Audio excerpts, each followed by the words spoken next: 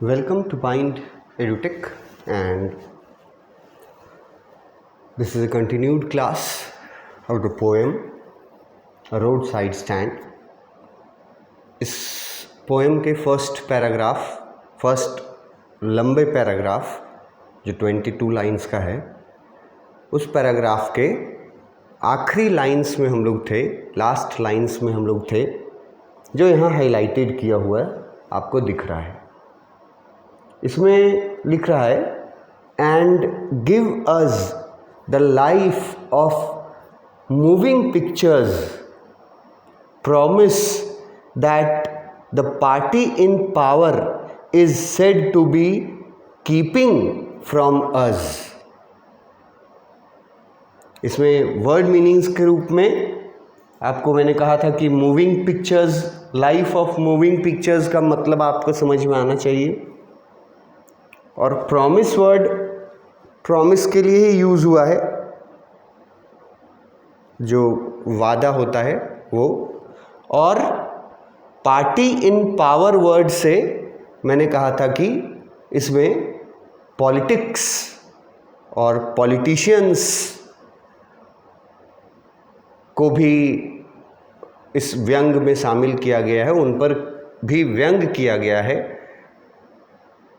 कि जो भी पार्टी इन पावर होती है, मतलब जो गवर्नमेंट होती है, और गवर्नमेंट मतलब किसी एक पार्टी की नहीं, गवर्नमेंट तो बदलते रहता है, कभी इस पार्टी का कभी उस पार्टी का, चुनाव के अनुसार।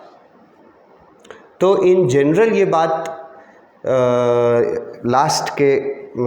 लास्ट लाइन में पोएट ने एक तरह से गवर्नमेंट और पॉलिटिशियंस और पॉलिटिकल पार्टीज़ पर भी व्यंग किया है, उन पर भी कुछ कमेंट किया है इन्होंने। पहले तो लाइफ ऑफ मूविंग पिक्चर्स का क्या मतलब निकलेगा। लाइफ ऑफ मूविंग पिक्चर्स का मतलब कंफर्टेबल लाइफ, और तोड़ के अगर समझोगे तो मूविंग पिक्चर्स जो यहाँ है, ये वर्ड है ना मूविंग पिक्चर्स, ये फिल्म के लिए यूज़ किया गया है, सिनेमा के लिए यूज़ किया गया है। मूविंग पिक्चर्स का मतलब है सिनेमा, फिल्म्स। तो लाइफ ऑफ सिनेमा या लाइफ ऑफ फिल्म, फिल्मी लाइफ, तो उस हिसाब से फिर इसका मीनिंग हम आपको बताएं कि कंफर्टेबल एंड रिच लाइफ, ये है लाइफ ऑफ मूविंग पिक्चर्स का मतलब। और पार्टी इन पावर का मतलब तो बता दिए कि राजनीतिज्ञ जो पॉलिटिशियंस हैं, गवर्नमेंट है, जो पार्टीज़ हैं, पॉलिटिकल पार्टीज़, उनके बारे में ऑन द होल कहा गया है, पर वर्ड यूज़ किया गया है पार्टी इन पावर। और पार्टी इन पावर का मतलब सरकार, जो पार्टी पावर में होता है, गवर्नमेंट।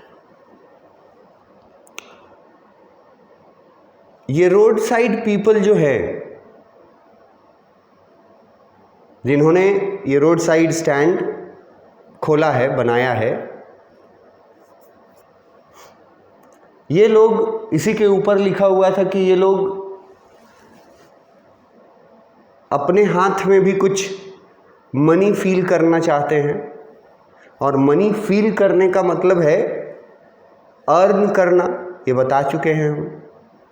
अपने अर्न करना चाहते हैं पैसा, मतलब अपने हाथ में भी पैसा चाहते हैं, ये अवेलेबिलिटी चाहते हैं पैसे की,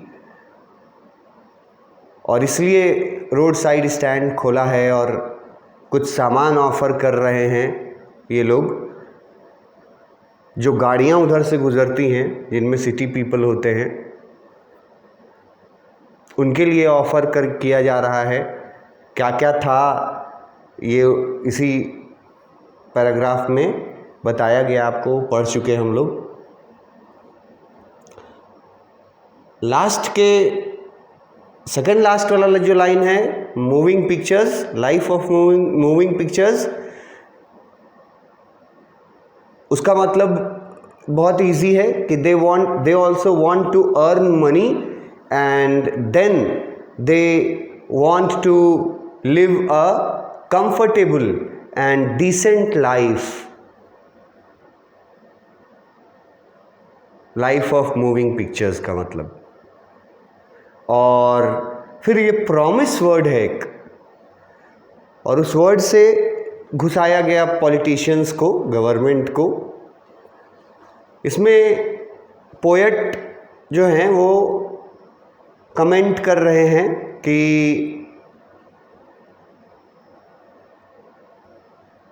कंफर्टेबल लाइफ, एक डिसेंट लाइफ प्रोवाइड करने का प्रॉमिस किया था उन लोगों ने जो अब पावर में हैं,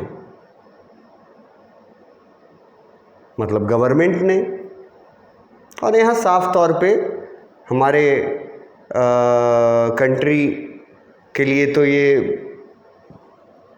यूनिवर्सल ट्रुथ है कि बड़े बड़े प्रॉमिसेस किए जाते हैं गवर्नमेंट के तरफ से, पॉलिटिशियंस के तरफ से, पार्टीज़ के तरफ से, पॉलिटिकल पार्टीज़ के तरफ से। तो उन्हीं में से एक सबसे कॉमन जो प्रॉमिस किया जाता है कि हमको अगर वोट दीजिएगा, हम जीतेंगे तो आपको एक डिसेंट लाइफ देंगे, जॉब देंगे, घर देंगे, हर तरह का फैसिलिटी देंगे, इलेक्ट्रिसिटी, वाटर, ट्रांसपोर्ट फैसिलिटी, और बड़े बड़े वादे किए जाते हैं इनके द्वारा, पॉलिटिशियंस के द्वारा। पर जब वो पार्टी, पॉलिटिकल पार्टी जिनके पॉलिटिशियंस ये प्रॉमिस करते हैं एक समय पर, चुनाव के समय पर, इलेक्शंस के टाइम पे जो प्रॉमिसेस किए जाते हैं, कितना सटीक बैठता है, रिलेवेंट है कि उन प्रॉमिसेस में से एक प्रॉमिस ये भी था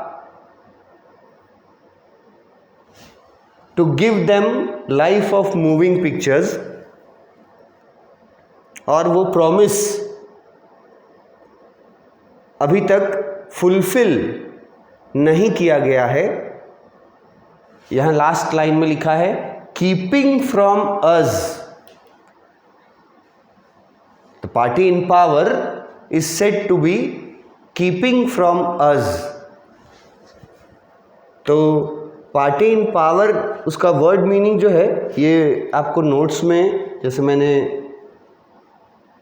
मैं वर्ड मीनिंग्स लिखता हूँ तो यहाँ आपको नोट्स में मिलेगा।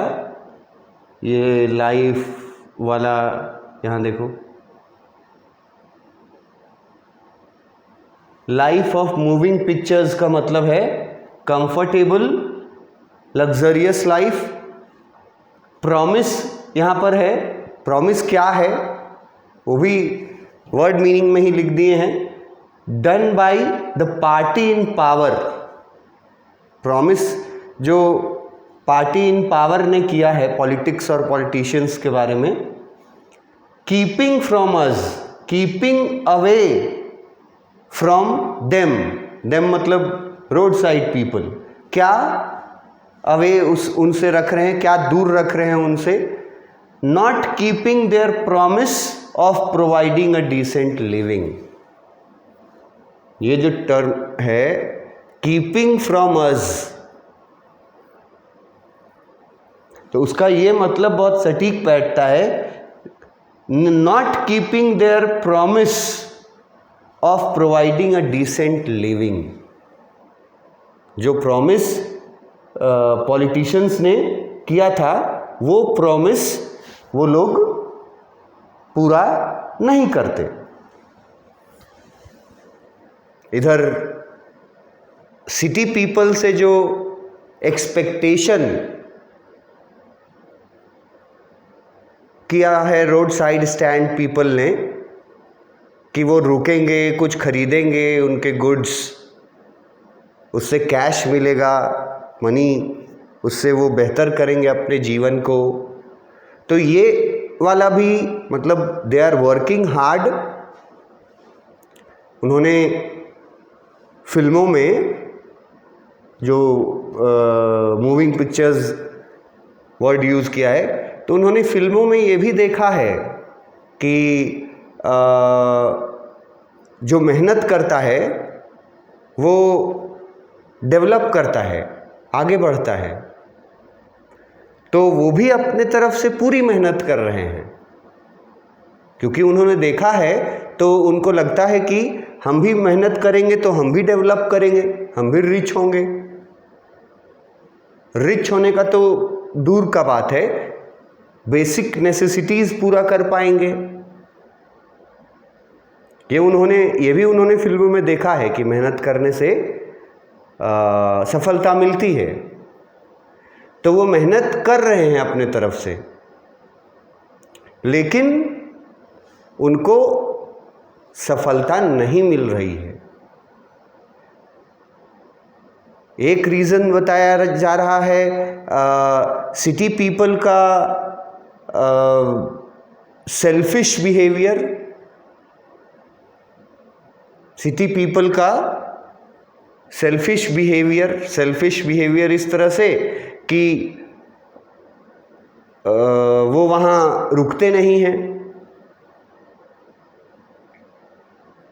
पैसा है उनके पास, लिखा हुआ था इसी के ऊपर वाले लाइन में कि पैसा है पर वो खर्च नहीं करना चाहते अपने पैसे को, they are holding tight their money. लोगों से जो एक्सपेक्टेशन था वो तो सिटी पीपल ने तोड़ा ही, साथ में फिल्मों में जो दिखाया गया कि मेहनत करके सक्सेस पाया जा सकता है, ये भी रियल लाइफ में पॉसिबल नहीं हो पा रहा है उनके ज़िंदगी में। और पॉलिटिशियंस ने, जो सरकार ने जो वादे किए थे कि आपको सभी सुविधाओं को प्रदान किया जाएगा, जो बेसिक फैसिलिटीज़ हैं, बेसिक नीड्स हैं, वो फुलफ़िल किए जाएंगे, ये प्रॉमिस जो किया जा रहा है, किया जाता रहा है, ये प्रॉमिस भी फुलफ़िल नहीं हो रहा है। और यहाँ पर हमारा फर्स्ट पैराग्राफ एंड करता है, जो 22 लाइंस का था, बड़ा पैराग्राफ था, उसको थोड़ा हम लोग टुकड़ों में पढ़े हैं। 10 लाइन पहले पढ़े, फिर उसके बाद 12 लाइन पढ़े। तो यहाँ तक जो फर्स्ट पैराग्राफ गया आपका, इसमें जो फर्स्ट के 10 लाइंस थे नोट्स में, मैंने उनसे जुड़ा हुआ क्वेश्चन जो है वो भी आपको प्रैक्टिस के लिए दिया था। इसको मैं दिखाना चाहूँगा कि, और डिस्कस करने के बाद दिया था प्रैक्टिस में, ये सब क्वेश्चन अगर तुम जानते हो आंसर तो समझो कि तुम समझ चुके हो उन 10 लाइंस को। तो अब इसके आगे जो 12 लाइंस और हैं, यहाँ से शुरू हुआ है offered for sale, text book में भी आप देख सकते हैं। ये 11वां लाइन यहीं से शुरू हुआ है, ऑफर्ड फॉर सेल, और ख़त्म हुआ कीपिंग फ्रॉम अस। यहाँ ख़त्म हुआ, हमारे नोट्स में भी वहीं तक लिखे हैं कीपिंग फ्रॉम अस। तो अब इतना दूर से जो हम आपको, इतना दूर जो 12 लाइन तक जो हम आपको बताए, जो एक्सप्लेन किए जिन वर्ड्स को, और फिर सेंटेंसेस को जो बताए, कि क्या बोलना चाहता है किस लाइन में। तो उसके बाद फिर अब ये देखते हैं कि क्वेश्चंस क्या क्या पूछा जा सकता है, किस हर लाइन से क्वेश्चन रह सकता है, बहुत अलग अलग तरीके से पूछा जा सकता है। कीवर्ड क्वेश्चन का पकड़ करके और उसका आंसर देना होता है कि ये किस लाइन में था और उस लाइन में पोएट क्या बोलना चाहते थे, उसके आगे पीछे क्या बोल रहे थे। तो यहाँ पे पहले तो एक्सप्लेनेशन जो मैंने आपको वर्बली जो मैंने एक्सप्लेन किया वो रिटन रूप में भी यहाँ आपका एक्सप्लेनेशन है। यहाँ से देखो, इसको एक बार थोड़ा क्विक रिवीजन कर लेते हैं हम लोग। इसके आगे फिर क्वेश्चंस पूछेंगे, किस किस तरह का बताएंगे, तो आप अपने में इवैल्यूएट कीजिएगा कि आपको वो क्वेश्चंस का आंसर के बारे में आइडिया है कि नहीं। जो 12 लाइंस पढ़े एक्सप्लेन किए वो रिटन फॉर्म में भी एक्सप्लेनेशन में यहाँ है, तो एक क्विक व्यू यहाँ डालते हैं। और ये सब चीज़ तुम अभी मतलब पढ़ चुके हो, अगर तुम पिछला क्लास प्रीवियस वीडियो जो है वो देखे हो तो। जैसे फर्स्ट पॉइंट में देखो, फर्स्ट पॉइंट में बताया है ना कि वहाँ पे क्या क्या बेचे जा रहे थे, ठीक है, और उसके साथ बताया कि कंटेनर कैसा था, रखने वाला जो चीज़ जिस चीज़ में रखा हुआ था वो कैसा था। ये हमने पढ़ा कि क्या क्या ऑफर कर रहे थे वो। तो वाइल्ड बेरीज, गोल्डन स्क्वैश और इन जनरल लिख सकते हैं हम लोग wild fruit like berries, wild berries, vegetables like golden squash. और एक चीज़ मैंने पहले भी कहा है, फिर रिपीट कर रहा हूँ कि होममेड जो ईटेबल स्नैक्स जो होते हैं, जो हमको लोग स्नैक्स बोलते हैं, जो घर पे बनता है, वो भी बना करके ये लोग ऑफर करते थे। यहाँ स्नैक्स का जिक्र है नहीं, मगर अगर एक रोड साइड स्टैंड हम लोग अपने कंट्री में अगर एक रोड साइड स्टैंड इमेजिन करें तो एकदम निश्चित रूप से वहाँ चाय मिलेगा, वहाँ आपको खाने के लिए बिस्किट्स मिलेगा और कुछ फ्राइड स्नैक्स भी मिलेंगे। हम लोग अपने परिदृश्य में लेकर के देखते हैं तो हम लोग के यहाँ तो ऐसे जगह पर वो भी मिलेगा, मतलब चाय, स्नैक्स। इसीलिए हम बोल रहे हैं कि फ्रूट्स, वाइल्ड फ्रूट्स तो बेचते ही थे, रखते ही थे, और वेजिटेबल्स भी रखते थे। एक एक एग्जाम्पल दिया गया है और किस चीज़ में रखते थे वो वर्ड भी दिया हुआ है, वुडन क्वार्ट्स, जिसका मतलब यहाँ लिखा हुआ फर्स्ट पॉइंट में। तो इससे कोई भी क्वेश्चन आपसे पूछे। सेकेंड पॉइंट में है the place is beautiful and people should stop hair and enjoy the mountain scenery. ये जो पॉइंट है कि वहाँ का सीनरी बहुत अच्छा था, माउंटेन सीनरी। देखो तुम्हारे टेक्स्ट बुक के लाइन में ये एक लाइन था,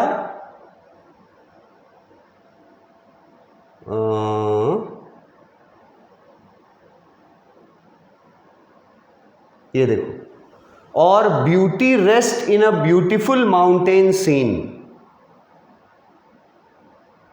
तो यहां बताए थे कि वहां का सीनरी बहुत सुंदर था, वहाँ लोग रुकते, उसको एंजॉय करते, साथ में उस रोड साइड स्टैंड वाले से कुछ खरीदते, यही उम्मीद लगा करके बैठा हुआ था। तो उसका देखो कि इसका इस लाइन का यहाँ पे आपको एक्सप्लेनेशन में इस पॉइंट में लिखे हैं, the place is beautiful and people should stop there, city people, and enjoy the mountain scenery. लेकिन वो ऐसा करते नहीं हैं जो करना चाहिए उनको, ऐसा उनको करना चाहिए, दे शुड स्टॉप देयर।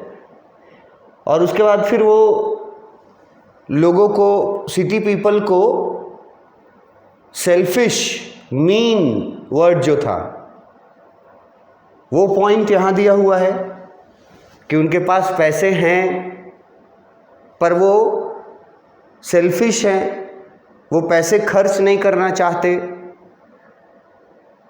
वो पॉइंट यहाँ एक्सप्लेन किया गया है, वो लाइन पोएम का। If they have money then they should buy some things. वहाँ सीनरी अच्छा है, उसके बाद उनके पास पैसे अगर हैं, जो कि हैं, दे हैव मनी, तो उनको कुछ सामान खरीदना चाहिए। लेकिन वो लोग सेल्फिश हैं, वो अपना पैसा, they should keep their money with themselves. वो सेल्फिश हैं इसलिए अपना पैसा अपने पास ही रखते हैं, एंड नॉट स्टॉप देयर, और वहाँ पे रुकते भी नहीं हैं।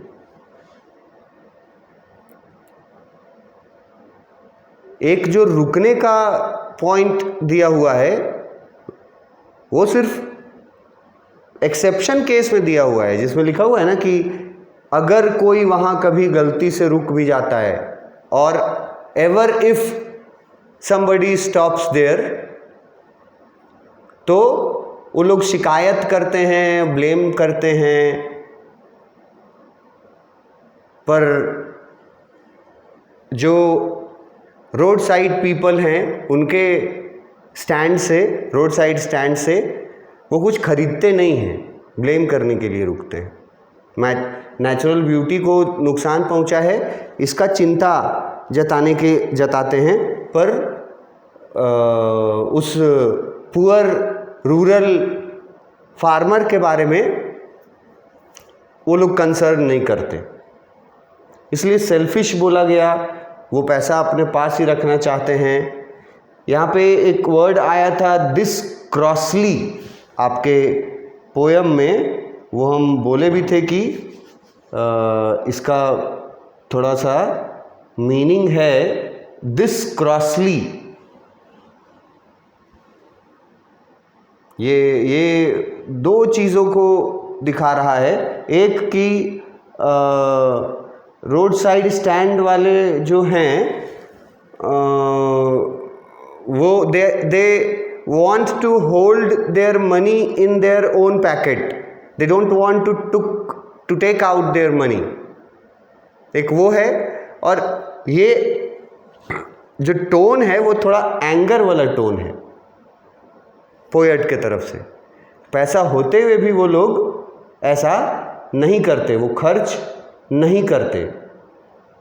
देखो तो उसमें हम शायद लिखे होंगे क्रॉसली वाला, देखो यहाँ वर्ड मीनिंग्स में लिखे हैं, being angry at city people who have money but are keeping it in their pocket.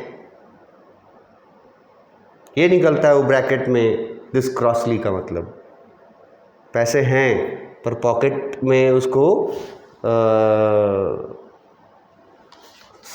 सहेज करके रखे हुए हैं, एक तरह से समझिए कि होल्ड करके रखे हुए हैं पॉकेट में अपने, और पैसा निकाल करके वहाँ कुछ खरीदने से वो लोग मतलब नहीं रखते। तो वो था पैसा मीन होना। वहाँ से कोई क्वेश्चन इस पॉइंट से आपका आ सकता है, सेल्फिश क्यों बोला उनको, क्या वो सचमुच में सेल्फिश हैं, कैसे।